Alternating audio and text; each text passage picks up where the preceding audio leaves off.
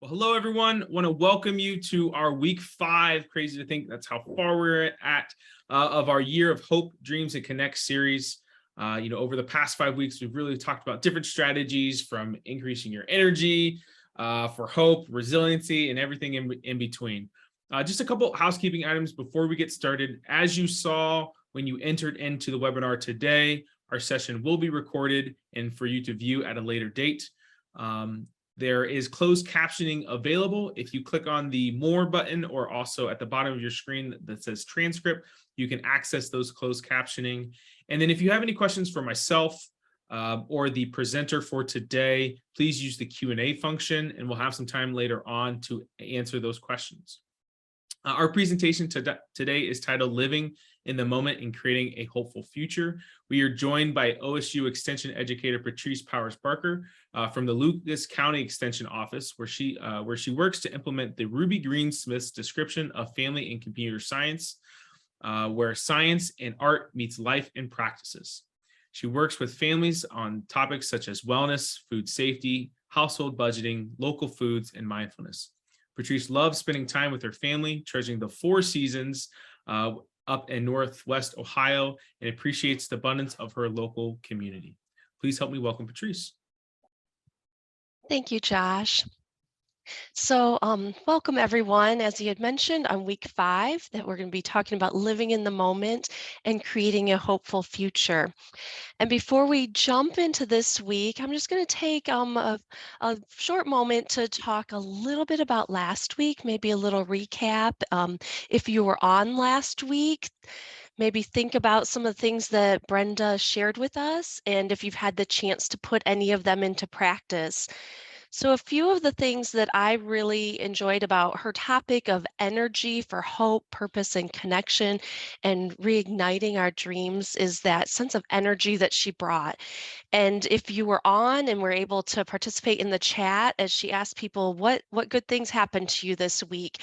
People shared things and it went kind of fast. Sometimes it was kind of hard to keep up with all of it, but it was very energizing. Most of them were very positive. Sometimes people talked about being outdoors, being with family. We've shared things that we are grateful for. And so that was part of the activities. And then another thing that I really enjoyed was her information about that power posing, just doing 2 minutes of that power posing, whatever that pose might be like. So that sense of strength and drawing that in and acting it out. I'm curious and wondering if anyone had the chance this week to do power posing. Another thing she talked about was kind of our mental internal monologue, and is that our inner critic or our inner ally? And sometimes this is described by different ways. And I think later on, I think one of my quotes might be about that internal mental chatter, or sometimes even when our brains are jumping all around, it's called monkey mind. But what is that internal message? And is it supportive and an ally, or is it critical and worried? And we really want to see what are the ways we can do to shift and encourage that inner ally. And she left us with the assignment of, okay, what is your purpose? And certainly when we talk about things like our purpose, a half-hour lunch and learn is a great way to be energized and reminded and to work on some of those skills. But we also know that we may have to put other time and thought and effort into that. And it's not just one answer on one day, but hopefully as you're doing this entire series, you're able to glean things from the different weeks and put some things into practice and see, hopefully that's adding that extra layer of hope to your daily life. So one other thing that I wanted to review very briefly from previous sessions is the Hope Map. And I also want to reassure everyone that if you're on, you don't have to take the notes you need to take, but you will have access to all of this information from the PowerPoint, plus there'll be a link at the end. So when you go to that link, you'll have the list of all the references, you'll have a link to this resource that was mentioned in previous weeks, as well as the other tools we talk about today.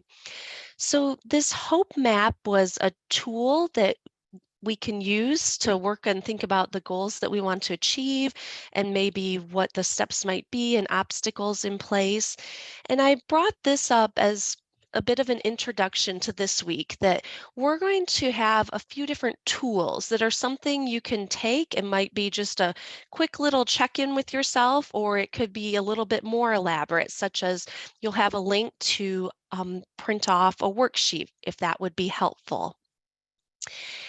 And so with that, what we're going to do this week as we go into week 5, the 4 topics that we're going to be focused on in this time together are acknowledging the good and the bad, being in the moment, planning ahead, and then we're going to look at what is that paradox, that hopeful paradox of being here, living in the moment, as well as we look forward to a hopeful future. And with that also, I'd like to remind everyone that any of the work that's been done in these weeks certainly is based on the science, and we also want you to have a way to put this into practice in your life. So part of my work under family consumer science is rooted in that family science.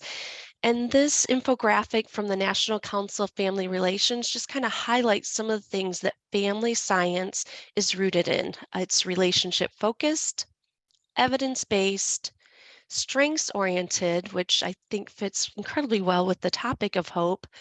It's preventative education, and it's translational, that we want to take that research that's happening at our universities and institutions and then help make that work for people in their day-to-day lives out in the community. And with that, I do want to share this quote from the American Association of Family Consumer Sciences that explains family and consumer science, that this is the science and art of living and working well in our complex world. And I would think that most people would agree that yes, we live in a complex world. What we want to offer to you is that science and art and kind of figure out how does this work in your life, and giving that bit of hope that we can live and work well in this complexity. And I do want to note that family and consumer sciences, the field I work in, sometimes people don't recognize that title. Before the 1990s, it was previously known as home economics. So we want you to know that we're here to work with these topics of living and working well across the lifespan. So as I mentioned, these are the 4 topics we'll be talking about today, about living in the moment as well as creating a hopeful future. And with that, we're going to just jump right into acknowledging the good and the bad, and we'll kind of review these 4 things as we go along. And I've got a couple things going on with my computer here. There. So a couple weeks ago, my colleague Shannon Carter shared this slide about the ability to change. And with that, she reminded us that hope is something that can be learned and we can put it into practice. And so with that, we are able to understand the way things are right now, right here in this moment, whether they're hopeful, whether they're not, whether they're great, whether they're sad, but we can understand that things are away right now. We also have the opportunity to imagine the way that things can be. And then by using tools such as that hope map, we can put the different steps and practices in place to create that hopeful future for ourselves. And so this idea of this is where hope is born, we'll just look at some of those different ways to put into practice. So that first topic of acknowledging the good and the bad. There is a lot of great research out there that shows that when we acknowledge the good in our life, when we show gratefulness and thankfulness, when we list the things that are going well for us, when we look for those things that are good, it does have a positive benefit on our life. People tend to be healthier, have an increased lifespan, and then during those times of stress, have better coping skills. Now, while all this is good, if we only look at the good and only look at the positive and don't give space and room for those other hard times or maybe even those challenging and hard emotions, we could run the risk of kind of reinforcing or showing this toxic positivity. And that toxic positivity of saying, oh, we can only focus on what's good. Please don't mention if something's sad or hard or difficult, especially in situations where it might be natural that it's stressful and difficult. If people feel forced that they can only say the good or talk about the good, we're not able to deal with those challenges and stress and distress. So it's not an all or nothing. So naming the good and bad can be a beneficial thing. Now, sometimes this can be as basic as the activity of like a high and a low. What's the best thing that happened to you today? What was the hardest thing that happened to you today? So with that, I really encourage that it does not have to be one or the other, but finding the ways to, if there's something really hard, go ahead and acknowledge it.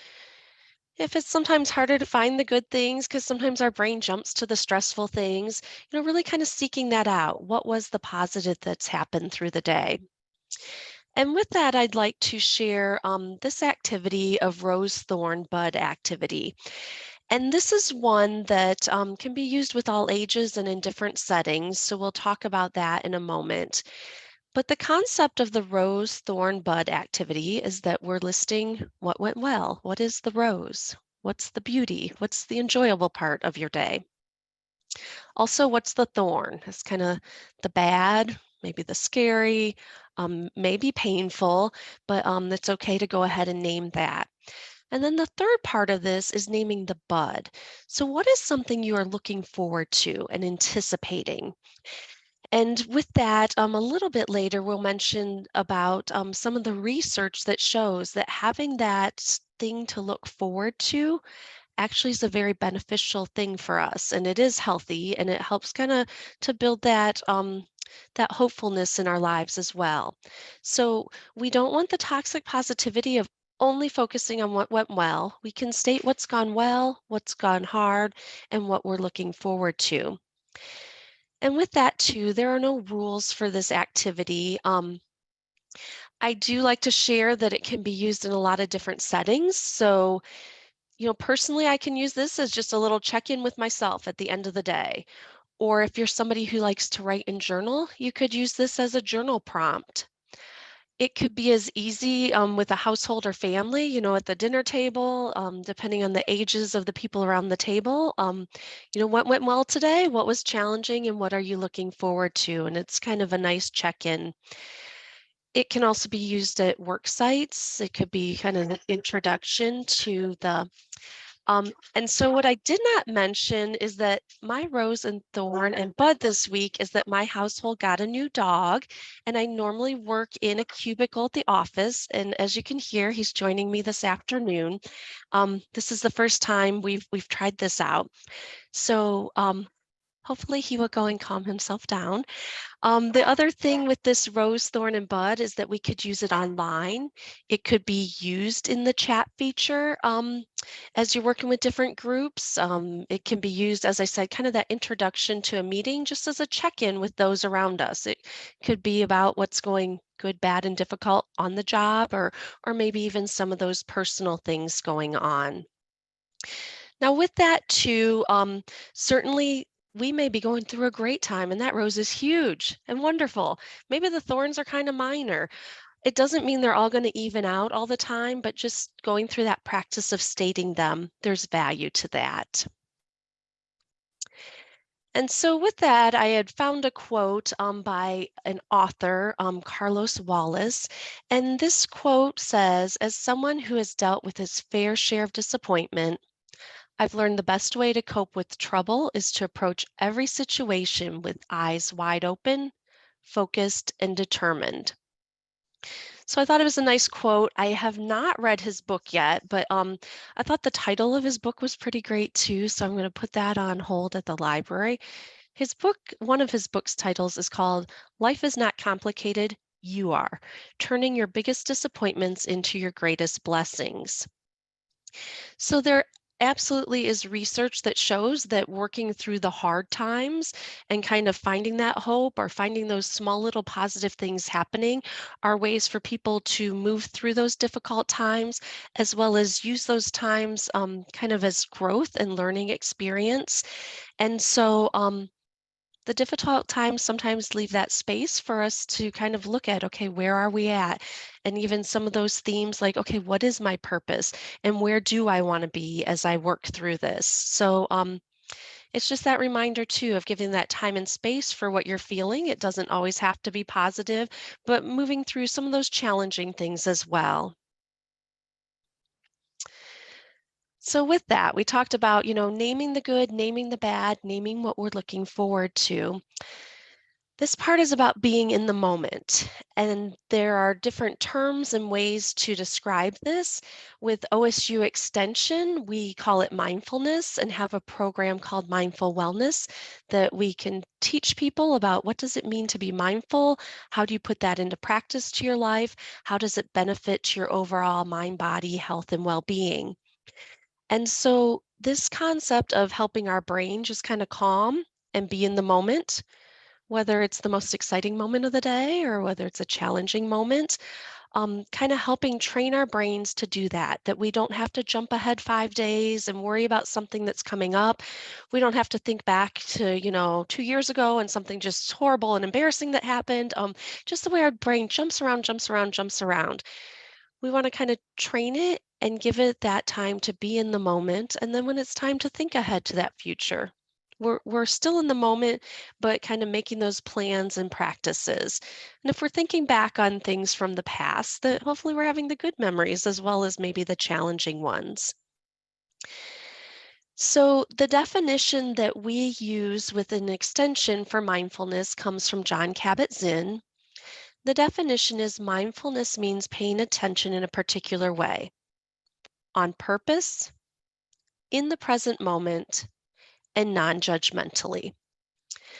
So with that, we are choosing to tell our brain, okay, we are being mindful. We are paying attention right now. We are doing this on purpose, and we're kind of bringing a non-judgmental attitude. When I first started learning this and teaching this, I'm like, well, yeah, that non-judgmentality, that's a valuable thing, but how's that all fit in with this on being right here in the moment?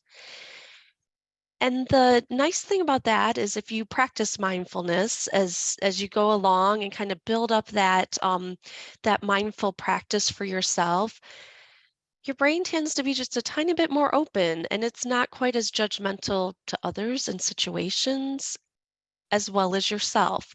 So there very much is this intent and particular way to do this, doing it on purpose in the present moment and non-judgmentally. So what I'd like to do is invite you to do a very short mindfulness practice right now. Oh, actually, one more quote before that. So back to that idea that life can be complex. And throughout life, there will be challenges as well as joys. But one of the nice things about mindfulness is that it offers a space for the beneficial moments as well as the pain and frustration, and then kind of those exciting and joyful times. So mindfulness can be used in a lot of different moments in our day-to-day life, as well as the very big things that we might be going through. So with that, this mindfulness activity is called the three senses. And the author of this activity is named Chris Bergstrom. And I did want to note a couple reasons that he's noted about the value of this short practice. One, paying attention to our senses is probably as in the now as it gets, and it's kind of an easy way to practice mindfulness. Also, when we're tuned into our senses, it kind of gives our brain that little bit of a pause or a much needed break. And even a short break from that mental chatter helps to calm us down. So his description of that ongoing kind of inner dialogue is that inner chatter. So I'm going to invite you to do this three senses activity with me. And it does not matter if you're standing where you're at, if you're sitting, if you're lounging around. We can use this and kind of do a much longer mindfulness practice, but we're just going to do a quick short check-in right where you are right here and right now. So I invite you to take a deep breath and inhale deeply through your nose, fill up your lungs all the way, and then slowly exhale through your mouth. And certainly these deep breaths are good for our physical body. We're taking in more oxygen, but it's also a bit of a sign to our brain that, okay, we're taking this pause at this moment. We've taken that deep breath, return to your regular breathing. And the first thing I'll ask you to do is look at three things right where you are. They can be any three things around you. Just look at three different things. The next sense we're going to use is our sense of hearing. So with that, if it helps to close your eyes to block out a little bit of visual distraction, you're more than welcome to do that. And as you listen for three different sounds, possibly one of those sounds you might note is me talking you through this, but you might notice quiet background sounds. You might notice obvious sounds that you'd already paid attention to. Maybe there's a sound coming from outside of the room or the space that you're in. So three different sounds. And then the last sense we're going to do is feeling. So this one, three different things that you notice and feel. And it could be maybe you feel internally. Can you notice, are there any tight muscles or anything? It might be that. It might be feeling, the texture of your clothes against you. It might be using your hands and feeling the surfaces around you. So any three things that you can feel right in this moment. And then we'll finish up with a deep inhale and exhale. And that was the three senses mindfulness activity. So with that, it's a place to just pause right here and in the moment. Now we just talked about being right here, and I'm going to jump you ahead and say, okay, we need to plan ahead. So we're now going forward and looking kind of towards that future. But with this, there is some research that's showing that planning ahead can be used as a proactive coping method. It can prepare us for things that might be coming, as well as there's been some research that shows as we look forward and anticipate those things that are enjoyable and fun, these are ways to kind of enjoy life throughout that time a little more, as well as the actual event we might be going through. So with this planning ahead, the one tool I'm going to give you for this is a modification from PAX Tools in the PAX Tools Community Workshop. And the reason I mention them is first to give them credit for this work. Also, there may be some people on the line that are familiar with PAX Tools Community Workshops, or some people may have heard, depending on your local school systems, some of the schools do a PAX Good Behavior game. But the work that comes from PAX Tools is to help adults create positive environments for youth. So it's about using 9 different strategies to create a positive learning environment, kind of some of those reminders that we need more positives than negatives as we're teaching them throughout the day. And this one of 9 strategies is called the shared vision. And this is something that they've created that could be used in the classroom, it could be used in the home, it can be used in an after-school setting. But as I had gone through this and actually used some of it throughout the pandemic when things were closed down, they did some online workshops for parents that if you were at home while your kids were not at school, they kind of went through some of these things again. So their activity is a future visioning activity for that shared vision, what we can expect, and as a way to communicate together. But with that, you'll see that they talk about 4 things. And it's what you see, what you hear, what you feel, and what you do. And so it's similar to that other mindfulness that we just did right here in the moment, but we're going to use this tool to kind of look into the future and what our plans are for that. And so I do want to let you know that at the end, when we share the link that you can go to, there's a copy of this as a worksheet. You could literally write things down, or you could have a discussion and go through it. And the worksheet, OSU Extension has permission from PACS tools to use, and it's been used with groups of adults, not just a parenting or a youth leader technique. And with that, we'll have an event that we're kind of planning for. Now, with youth in the home, it could just be the day-to-day things like homework time or bedtime or going to the grocery store, but maybe those things where we might have a little bit of challenges or hangups, and we want to be on the same page with the same vision. So whether I was facilitating this with other adults or whether I was doing this with youth in my home, we're going to ask them to list, okay, when this event is happening, if I walked in and saw 1 minute of what was going on, what would I see a lot of? And what we want to see a lot of are all the positive things. And the youth can list this. They'll tell you what you want to see or what they know they would like to see. And then we list, okay, is there anything we really don't want to see happening? And maybe we don't want to see someone throwing a fit or a temper. We want the list of things, the positive things that we're looking forward to be much longer than the things we don't want to see. But it is okay to list the things we don't want to see as a way to clearly communicate. So what are the things we're going to hear if somebody, arrives on the scene? What's it going to feel like and what are we doing? So once again, this is a tool that you could use certainly if you want to use personally at home, if you have kids in the home, but it can be used with adult groups as well. So as we've gone through these, acknowledge the good and the bad, be in the moment and plan ahead, we kind of have this paradox. Okay, so this living in the moment and imagining the positive future, how do we kind of put that into balance? So just a few questions for yourself that we kind of have to be honest about and may take some time and think through. Am I preparing for that future success and looking forward to that? Or am I worrying about everything that could go wrong? And is there pleasure in that anticipation? Is this future event that I'm going to do, is that something I'm finding enjoyable in the anticipation as well as actually doing it? And also, am I checking in here now in this moment? Am I bringing mindfulness to where I'm at right now? So with that, I'm going to quickly run through a few examples. And I hope that throughout these examples, you might be able to find some ideas from your daily life.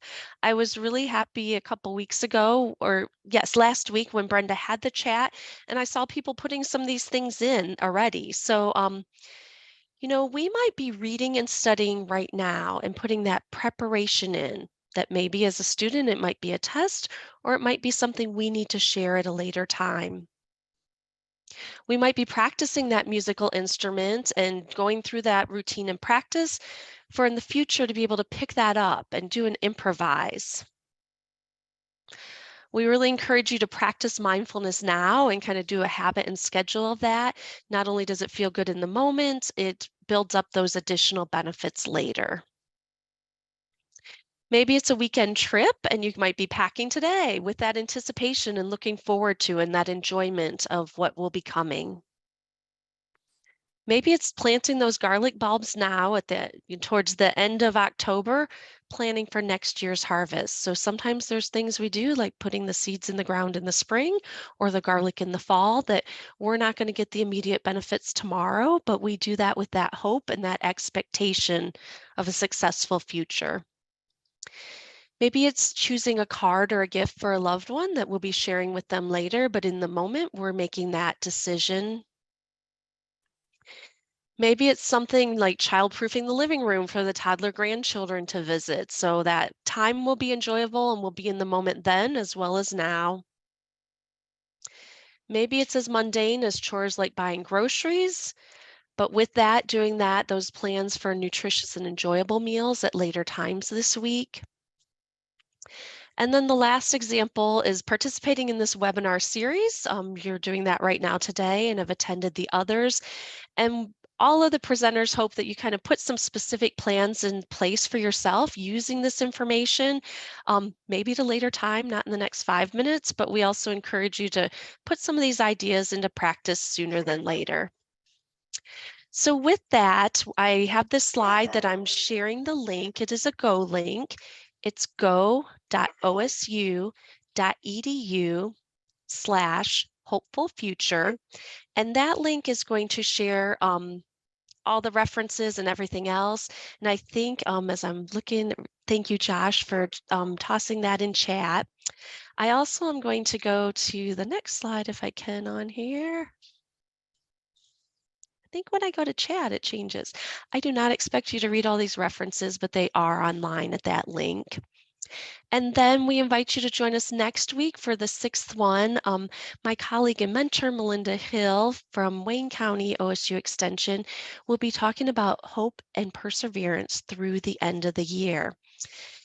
And I know Josh asked if I could leave a little time for questions. Maybe we have time for one, but also want to make sure we end on the time that we had mentioned. And so with that, I'm going to go to the last slide. You have my contact information. If you have any questions, certainly feel free to reach out. So thank you, Josh. All right. Well, thank you so much, Patrice. I can wrap up real quick, and then if anyone has any questions, feel free to stay on. Just to let everyone know, this recording will be up on the website here within the next 24 to 48 hours. I apologize for last week with the Clinician Wellbeing Summit. Our resources were limited.